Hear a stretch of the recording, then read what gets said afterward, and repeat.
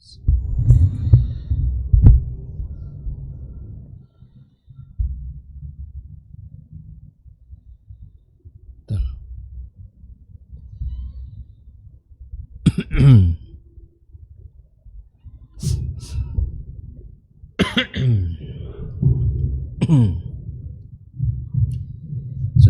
boleh?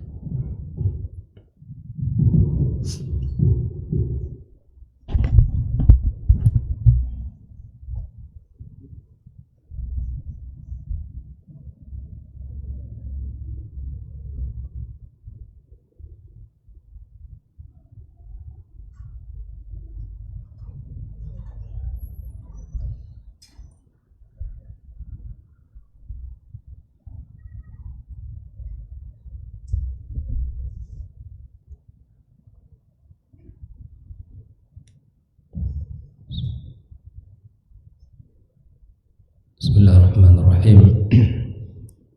Assalamualaikum warahmatullahi wabarakatuh. Innal hamdalillah nahmaduhu wa nasta'inuhu wa nastaghfiruhu wa nastahdihi wa na'udzu billahi min shururi anfusina wa sayyiati a'malina. May yahdihillahu fala mudilla lahu wa may yudlilhu fala hadiya lahu. Asyhadu an la ilaha illallah wahdahu la syarika lahu wa asyhadu anna Muhammadan 'abduhu wa rasuluh sallallahu alaihi wa ala alihi wa ashabihi wa man ihtada bihuda ila yaumiddin. Qala ta'ala ya ayyuhalladzina amanu ittaqullaha haqqa tuqatih wa la tamutunna illa wa antum muslimun. Subhanaka la ilma lana illa ma 'allamtana innaka antal alimul hakim. Amma ba'd, fa inna asdaqal hadithi kitabullah wa khairal huda huda Muhammadin sallallahu alaihi wasallam wa syarrul umuri muhdatsatuha wa kullu muhdatsatin bid'ah wa kullu bid'atin dhalalah wa kullu dhalalatin finnar. Kaum muslimin, kaum muslimat, as-saimin as-saimat, al-mu'takifin wal mu'takifat, rahimani wa rahimakumullah. Alhamdulillah, tiada kata yang pantas untuk kita awali majelis kita melainkan memuja dan memuji Allah Subhanahu wa taala. Kita tinggikan asma-Nya, kita muliakan nama-namanya. Zat yang maha sempurna, yang maha menguasai dan maha tinggi. Dengan ketinggiannya kita mengagungkan Allah Subhanahu wa taala. Mudah-mudahan Allah selalu memberikan kepada kita kemudahan dan jalan-jalan untuk bisa membekali diri kita dalam agama ini. Salawat dan salam senantiasa kita ucapkan untuk junjungan kita Muhammad alaihi salatu wassalam. Semoga kita termasuk orang-orang yang dimudahkan untuk bisa mengikuti jalannya, membuktikan kecintaan kita kepada sunnahnya dengan menghidupkannya dalam diri kita, keluarga kita, dan orang-orang yang kita cintai, dan di tengah-tengah masyarakat kita. Ikhwatal kiram rahimakumullah, Pada sore ini insyaallah kita mencoba untuk mentadabburi sebuah firman Allah di dalam surat An-Nazi'at ayat 37 sampai 46, di mana Allah Subhanahu wa taala menyebutkan bahwa di antara tujuan Al-Qur'anul Karim adalah hudan linnas wa bayyinatin minal huda wal furqan. Allah menjadikan Al-Qur'an sebagai petunjuk. Nah, petunjuk Al-Qur'anul Karim tidak bisa kita dapatkan kecuali kita mempelajarinya, kecuali kita pahami maknanya dengan mentadabburi ayat-ayat Allah Subhanahu wa taala, sehingga dia bisa menjadi petunjuk dalam hidup ini, bisa bermanfaat. Dan Allah Subhanahu wa taala menurunkan Al-Qur'an Karim adalah untuk ditadabburi dan dipahami maknanya. Dan inilah salah satu marhalah yang mesti kita lewati dalam hidup ini. Bukan hanya sekedar membaca, mengejar target untuk bisa kita khatamkan Al-Qur'anul Karim, tetapi kita ikutkan semangat untuk memahami makna-maknanya sehingga dia menjadi panduan dalam kehidupan kita. Sore ini kita akan melihat dalam surat An-Nazi'at ayat 37 sampai 46, di mana Allah Subhanahu wa taala dalam ayat ini membagi manusia kepada dua bagian. Yang pertama adalah orang-orang yang melampaui batas dan yang selalu mengikuti hawa nafsu. Yang kedua adalah orang-orang yang takut kepada Allah, yang selalu berhati-hati dan menawan hawa nafsunya. Hal ini Allah Subhanahu wa taala jelaskan di dalam firman-Nya, fa amma man tagha wa athara al-hayata ad-dunya fa innal jahima hiyal ma'wa. Kelompok pertama, orang-orang yang melampaui batas dan hanyut dalam keinginan hawa nafsunya. Allah mengatakan, fa amma man tagha. Adapun orang-orang yang melampaui batas, wa athara al-hayata ad-dunya, dan lebih mengutamakan kehidupan dunia, fa innal jahima hiyal ma'wa. Maka sungguh neraka adalah tempat tinggalnya. Ikhwatal kiram, di dalam ayat ini Allah Subhanahu wa taala menjelaskan bahwa sifat penghuni neraka itu ada dua. Yang pertama adalah tagha, yaitu melampaui batas. Yang kedua adalah orang-orang yang mementingkan dunia dibandingkan akhiratnya.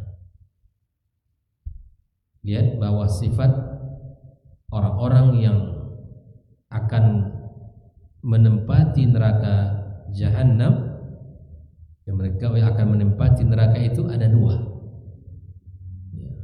Yang pertama adalah tagha. Tagha secara bahasa artinya melampaui batas, tughyan, orang yang melampaui batas. Nah, ya Allah, setiap yang melampaui batas disebut dengan tagha. Seperti misalnya air sungai yang jika melebihi batasnya, maka Allah Subhanahu wa taala menyebutkan, inna lamma taghal ma'u hamalnakum fil jariyah. Sesungguhnya ketika air naik, air pasang naik ke gunung, Ketika itu dalam kisah Nabi Nuh alaihissalam, maka kami bawakan nenek moyang kalian ke dalam kapal. Ini menunjukkan ketika air sudah mulai naik, maka Allah menggunakan kata taghal ma, yaitu sungai yang melampaui batasnya. Nah, sesuatu yang melampaui batas disebut dengan tagha. Dan dalam segala urusan kita tidak boleh di dalam hidup ini melampaui batas. Ya. Bahwa di dalam mencintai misalnya, kita juga harus memiliki standar. Maka Nabi kita alaihi salatu wassalam juga mengatakan, habibaka aw namma asa yakuna baghidaka yawmamma. Dalam bab mencintai manusia, dalam bab mencintai makhluk, maka cintailah sewajarnya, karena bisa jadi satu hari nanti dia akan menjadi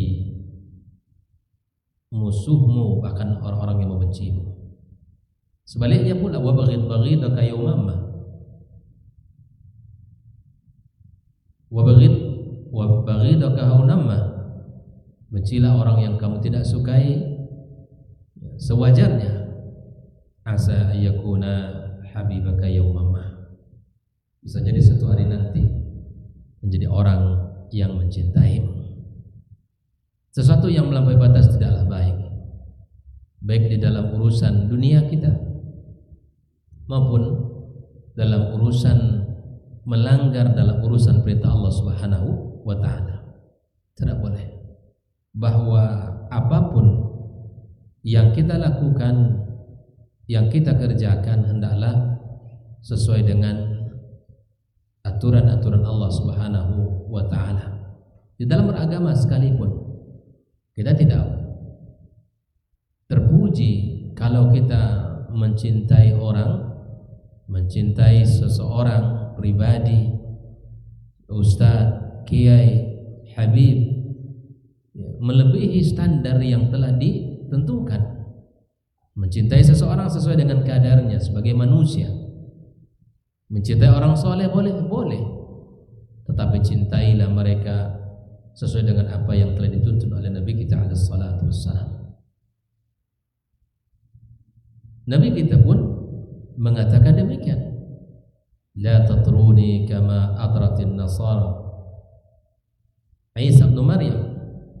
Janganlah kalian, kata Nabi, memuji aku berlebih-lebihan, menyanjungku berlebih-lebihan, seperti mana orang-orang Nasrani menyanjung Isa, menjadikan Isa bahkan anak Tuhan. Di dalam agama berlebih-lebihan juga tidak baik.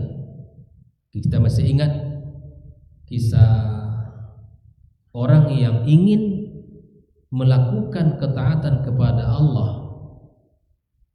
Yang pertama mengatakan bahwa aku ingin berpuasa sepanjang tahun, memaksimalkan diri mereka dalam ibadah puasa. Yang satu ingin salat malam dan tidak ingin tidur di malam hari, menghidupkan malam dengan ketaatan, menghidupkan malam dengan ibadah kepada Allah Azza wa Jalla. Dan yang satu lagi bahwa hidupnya menginginkan sendiri, tidak ingin menikah. Dia menganggap itu akan menghalangi dalam ketaatan kepada Allah Azza wa Jalla. Dari tiga orang ini semua niatnya baik, menginginkan ketaatan kepada Allah, menjadi orang-orang yang bisa fokus dalam ibadah. Sampailah berita itu ke Nabi kita alaihi salatu wassalam, dan Nabi meluruskan apa yang mereka akan kerjakan. Kata Nabi kita SAW, saya adalah tidur dan menghidupkan malam, dan saya adalah berpuasa dan juga berbuka, dan saya menikahi wanita. Coba lihat dalam 3 keadaan orang-orang ini semuanya niatnya baik.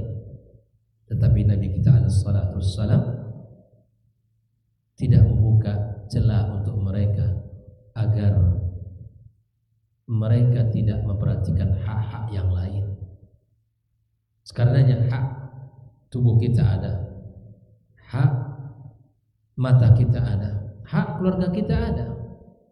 Masing-masing kita berusaha untuk memenuhinya. Dalam skala apapun dia, maka melampaui batas itu tidaklah baik.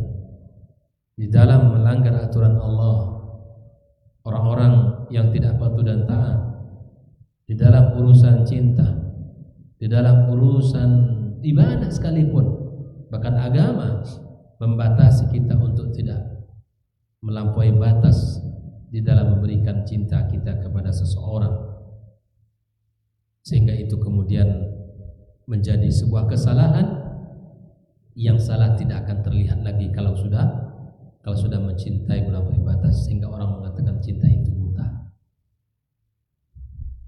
Kesalahan pada orang akan terus dianggap betul, sehingga ketika ada orang mengkritik, memberikan masukan bahwa tentang kesalahannya, dia menutup mata, dianggap itu adalah hal yang biasa dan wajar. Al-Quran adalah petunjuk. Petunjuknya pada ayat ini apa? Bahwa orang-orang yang melampaui batas wa atharul hayatud dunya dan mengikuti hawa nafsunya di dalam mengikuti dunia, maka melampaui batas di sini tentunya melanggar syariat yang sudah ditetapkan Allah Subhanahu wa taala. Sedangkan mementingkan kehidupan dunia di sini adalah meninggalkan ibadah dan kemudian terus berusaha untuk mengejar kehidupan dunia. Ini maksud tagha adalah orang-orang yang melampaui batas agama Allah, syariat Allah dilanggar, syariat Allah tidak lagi dijadikan sebagai batasan yang untuk ditaati dan dipatuhi. Kita jadikan Ramadan sebagai latihan diri kita untuk bisa menahan hawa nafsu kita.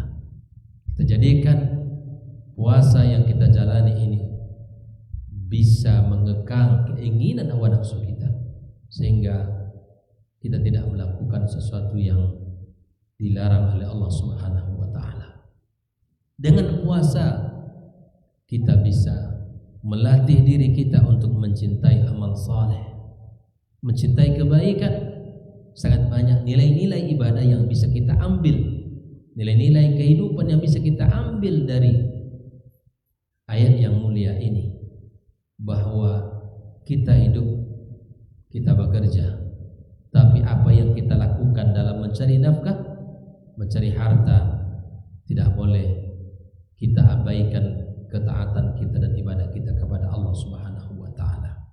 Inilah sifat yang pertama atau kelompok yang pertama yang Allah sebutkan di dalam surat An-Nazi'at ayat 37, 38. Kemudian mereka akan berakhir, ujung dari orang yang melampaui batas, ujung dari orang yang mendahulukan dunia, mengabaikan ibadah, al-jahim hiyal ma'wa, maka neraka sebagai tempat tinggalnya. Kalau kita tidak ingin kembali kita neraka, maka jadikanlah syariat Allah sesuatu yang kita cintai dan kita hidupkan, dan jadikan dunia hanya sebagai wasilah untuk kehidupan kita menuju akhirat. Bekerjalah, carilah nafkah, berusahalah, berdaganglah, beraktivitaslah, tapi seluruh aktivitas yang kita lakukan adalah dalam rangka, dalam bingkai ketaatan kepada Allah Subhanahu wa taala. Ikhwatal kiram rahimakumullah. Kelompok yang kedua Allah sebutkan dalam ayat yang mulia ini yaitu kebalikan dari kelompok yang pertama. Wa amma man khafa maqama rabbih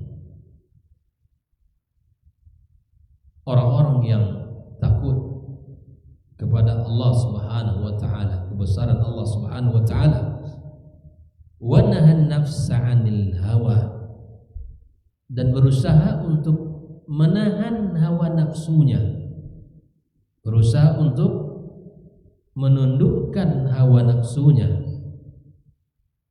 Yang pertama, sifat adalah orang-orang yang takut kepada Rabbnya. Yang kedua, orang-orang yang menahan hawa nafsunya. Fa innal jannata hiyal ma'wa, maka sungguh surga sebagai tempat tinggalnya.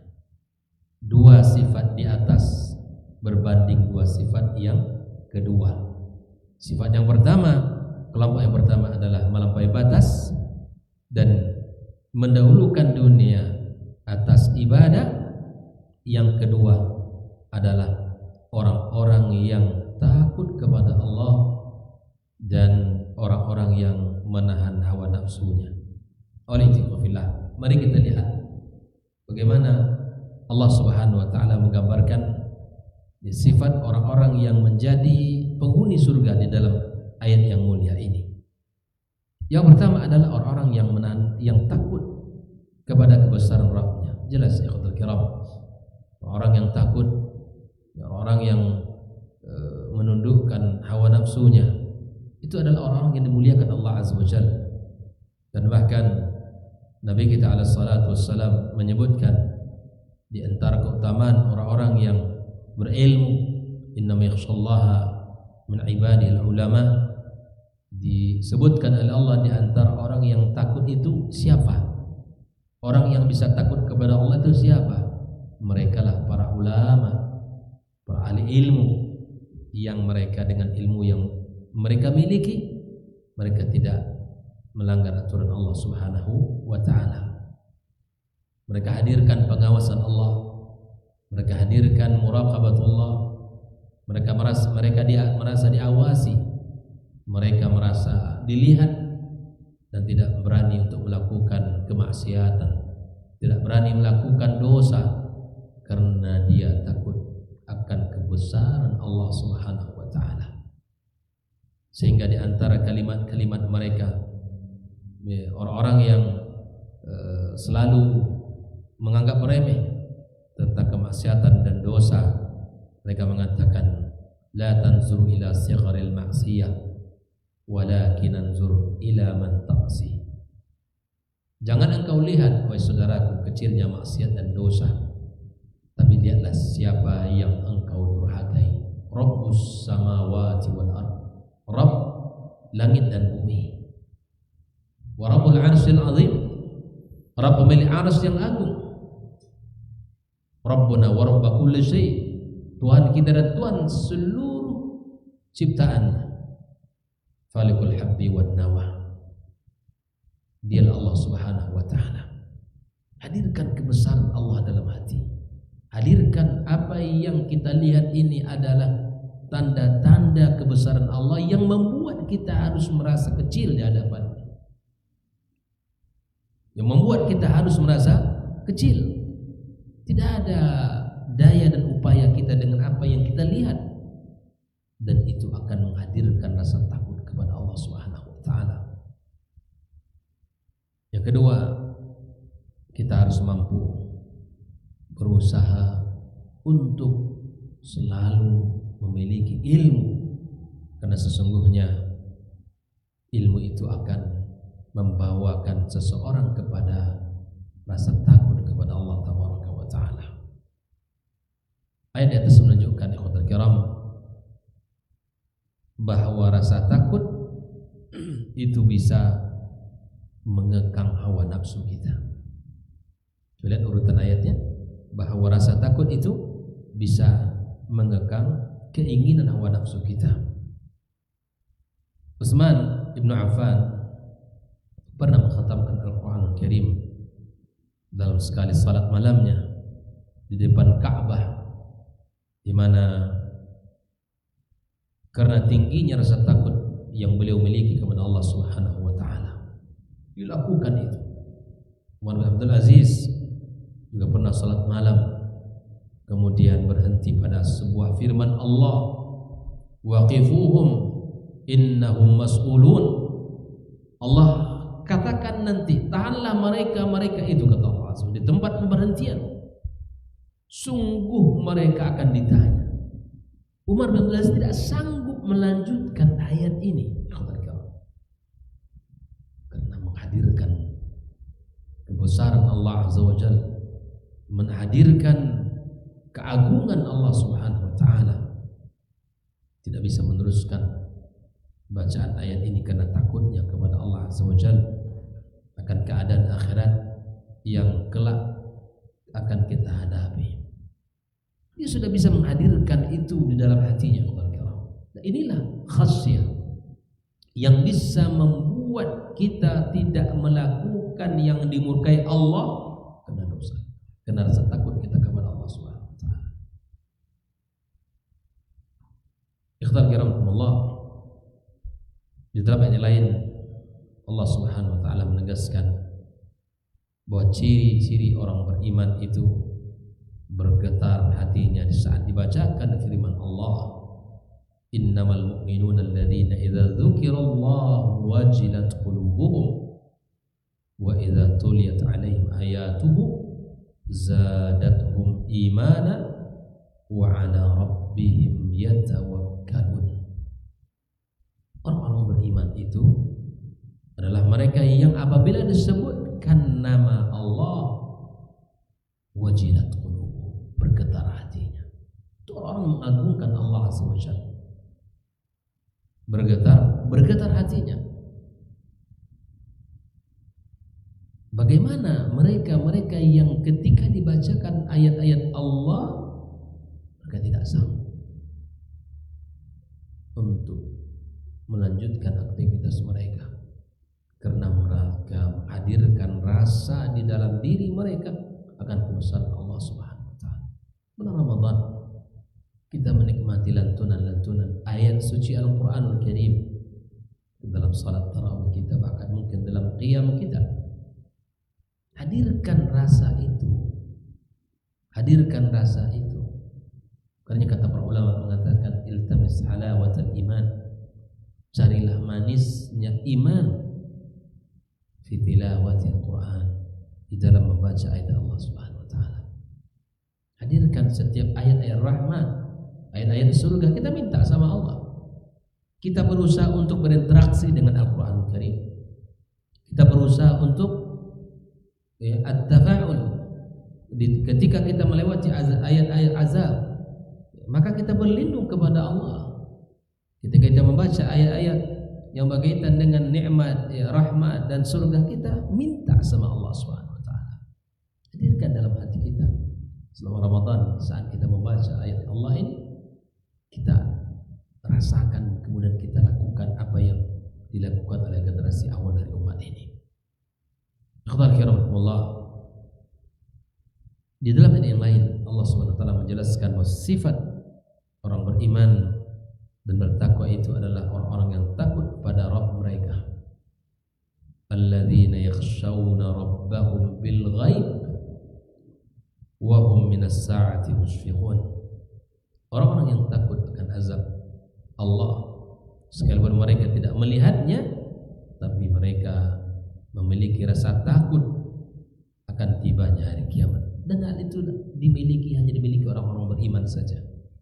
Kita ini diajarkan oleh Al-Qur'anul Karim sebagai petunjuk agar kita memiliki sebuah visi besar, sangat jauh keselamatan di dunia dan di akhirat kelak.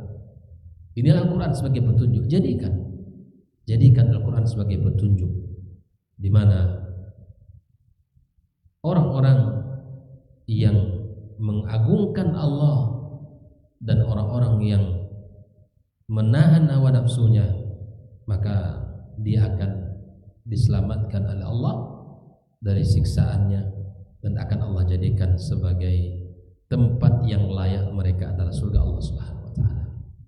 Nah, kita lihat bahwa di antara pesan Allah Subhanahu wa taala tentang hawa nafsu, orang-orang yang mengekang hawa nafsu ini Telah disebutkan juga oleh Nabi kita sallallahu alaihi wasallam dalam sabdanya, al-kayyis man dana nafsah wa amila lima ba'dal maut. Al-kayyis man dana nafsah wa amila lima ba'dal maut. Orang yang cerdas itu siapa ya ikhwatal kiram? Orang yang cerdas itu adalah orang yang mampu menundukkan hawa nafsunya. Dia tidak larut di dalam bisikan hawa nafsunya. Dia tidak hanyut dalam kemaksiatan, dosa yang sesaat kenikmatannya. Tetapi dia mampu menekan, dan di antara maqasidus siyam, kita mampu menundukkan keinginan hawa nafsu kita. Kita mampu menahan makan dan minum dari terbit fajar sampai terbenam matahari. Kita mampu menahan diri kita di siang hari untuk tidak mendekati pasangan kita. Padahal itu semuanya hal yang mubah. Di dalam agama kita sesuatu yang mubah, makan, minum, berhubungan suami istri adalah yang mubah.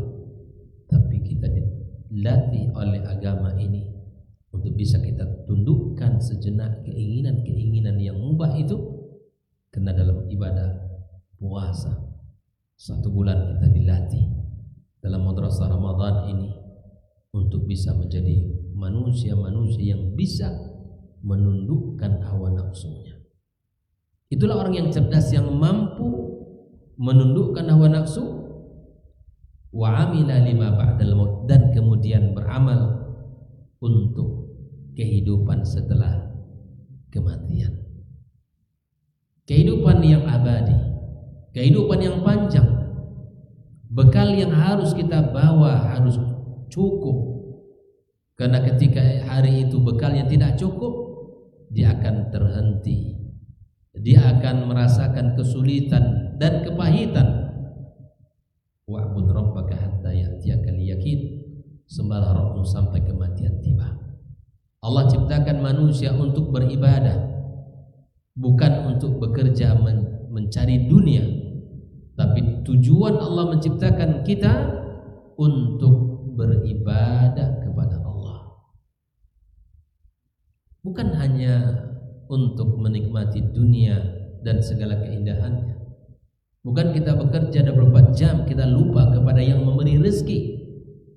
Sisihkan dalam waktu kita ini untuk melakukan ketaatan kepada Allah Subhanahu wa taala. Berikan porsi yang cukup untuk ibadah kita kepada Allah Subhanahu wa taala.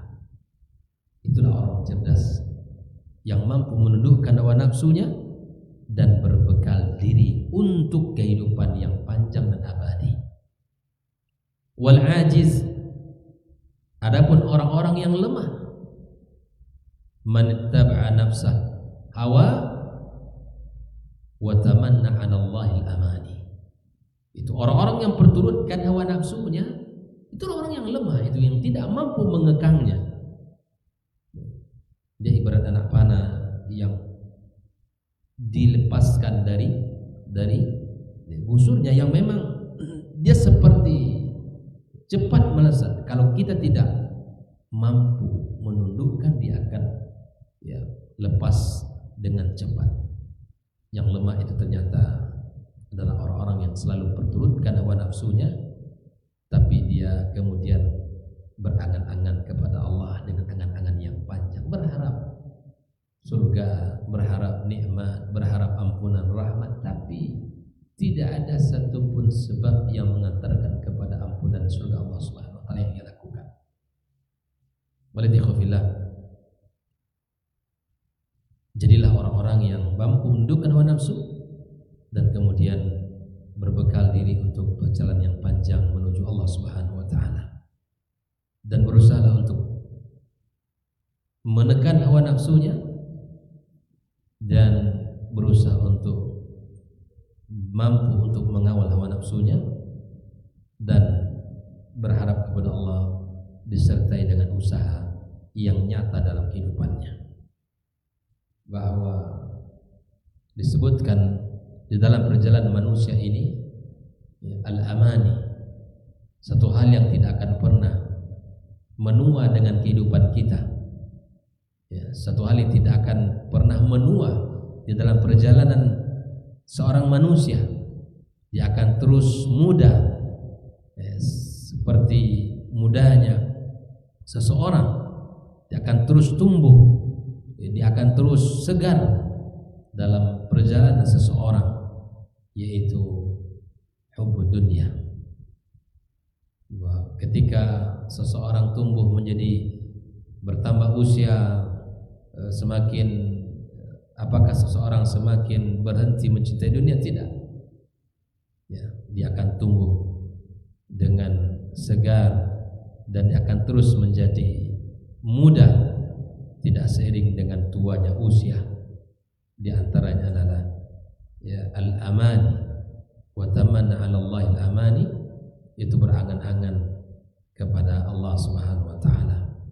Jadi sekali lagi, satu hal yang tidak akan pernah menua dengan usia manusia, yaitu al-amani, angan-angan dan keinginan dunia. Itu tidak akan pernah menua dengan tuanya usia kita. Jangan dikira orang kalau sudah tua, dia sudah mulai tidak lagi mencintai dunia. Bahkan justru dia akan mencintai dunia, bahkan mungkin dia akan melebihi dari yang sebelumnya. Seperti apa kata pepatah,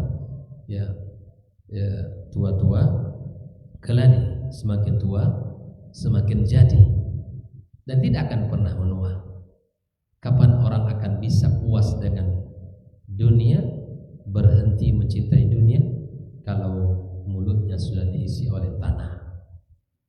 Allah telah ingatkan kita, alhaakumut takatsur, bermegah-megahan yang telah membuat kalian lalai.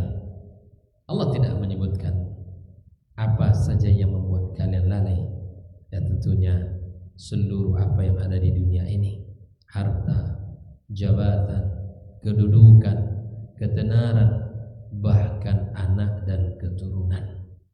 Kapan manusia berhenti mencintai ini semua? Hatta zurtumul maqabir. Kalau sudah masuk ke liang lahat, badan sudah hancur lebur di dalam tanah, disitulah manusia baru sadar akan hakikat dunia. Disitulah manusia baru tahu tentang perjalanan yang singkat dan hinanya dunia. Oleh ikhwafillah, renungilah surat An-Nazi'at ini dan ingat-ingat bahwa dua kelompok yang Allah sebutkan ini masing-masing memiliki tempat kembali. Kelompok pertama yang melampaui batas dan mengikuti hawa nafsu, maka neraka sebagai tempatnya. Kelompok yang kedua adalah orang-orang yang takut kepada Allah dan menahan hawa nafsu, maka surga sebagai tempatnya. Mudah-mudahan Allah Subhanahu wa taala memberikan kepada kita kemudahan, taufik untuk bisa menundukkan hawa nafsu kita dan bisa kita mengikuti Allah Subhanahu wa taala dalam perintah-perintahnya dan mengikuti sunnah-sunnah Nabi kita alaihi salatu wassalam. Surat An-Nazi'at diakhiri dengan menceritakan tentang malaikat yang mencabut nyawa dan diakhiri dengan kematian, seolah-olah mengatakan bahwa manusia hidup hanya di antara kematian. Menceritakan bahwa ada malaikat yang mencabut nyawa dan diakhiri dengan kematian. Sudah, kita ini adalah manusia yang hidup di antara kematian. Setiap hari kematian itu akan tiba. Setiap hari kematian itu akan mengintainya. Bahwa kematian sesuatu yang pasti, tapi hanya Allah Subhanahu wa taala yang mengetahui kapan tiba waktunya bagi seseorang. Semoga kita bisa mengakhiri hidup ini dengan husnul khatimah dan bisa kita menjadi orang-orang yang menutup kehidupan kita dengan indah, dengan kalimat thayyibah, kalimat la ilaha illallah,